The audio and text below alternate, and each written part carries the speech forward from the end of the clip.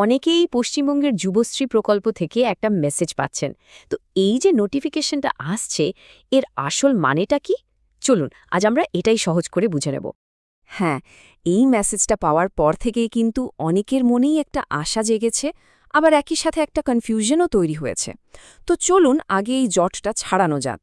তো সবার আগে দেখা যাক এই যে মেসেজটা, এটা নিয়ে এত আলোচনা কেন হচ্ছে, কি এমন আছে এতে। চলুন একটু গভীরে গিয়ে ব্যাপারটা দেখি।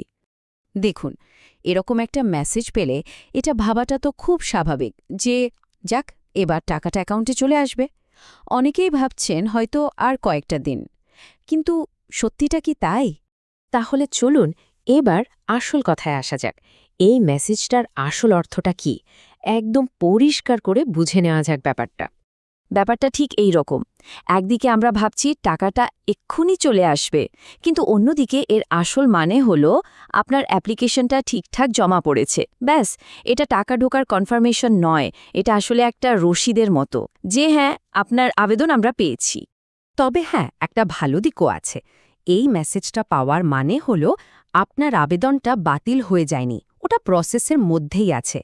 তাই এটা একটা বিরাট আশ্বাস, মানে চিন্তার কোনো কারণ নেই।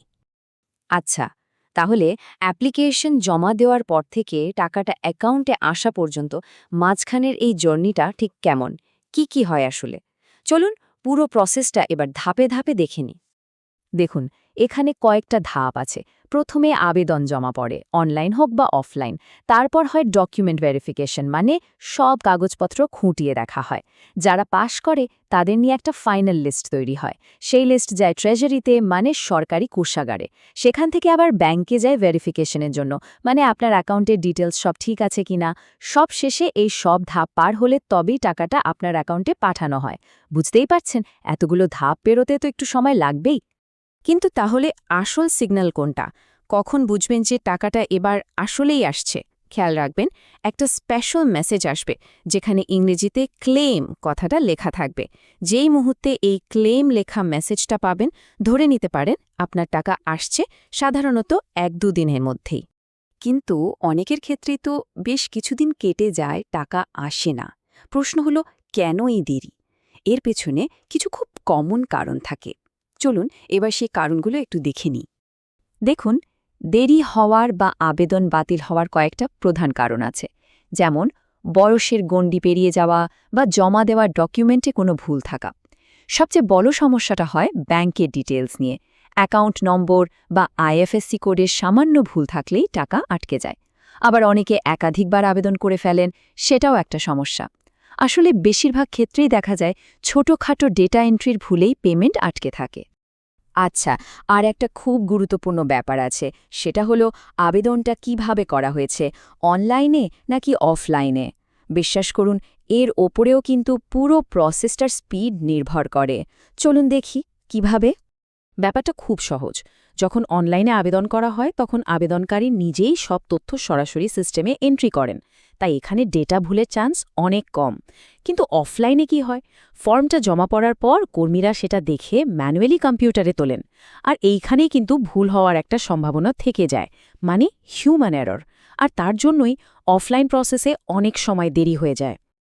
তো এত সব কিছুতে জানা গেল। এখন প্রশ্ন হলো, এই যে অপেক্ষা করার সময়টা, এই সময়ে একজন আবেদনকারী হিসেবে কি করা যেতে পারে? আসুন একটা ছোট্ট চেকলিস্ট দেখে নিই। প্রথমেই দেখে নিন আপনার ব্যাংক অ্যাকাউন্টটা অ্যাক্টিভ আছে কিনা। তারপর খুব ভালো করে নিজের অ্যাকাউন্ট নম্বর আর আইএফএসসি কোডটা আবার মিলিয়ে নিন। আধার কার্ড বা অন্যান্য ডকুমেন্টগুলো আপ টু ডেট আছে কিনা সেটাও নিশ্চিত করুন।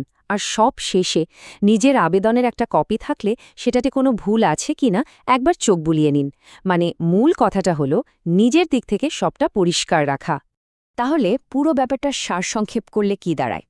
এই যে মেসেজটা এসেছে, এটা অবশ্যই একটা ভালো খবর। এর মানে আপনার আবেদনটা বাতিল হয়নি, বরং সিস্টেমের মধ্যে আছে। এখন শুধু অফিসিয়াল প্রসেসটা শেষ হওয়ার জন্য একটু ধৈর্য ধরে অপেক্ষা করতে হবে। আশা করি এই আলোচনার পর পুরো বিষয়টা এখন অনেকটাই পরিষ্কার।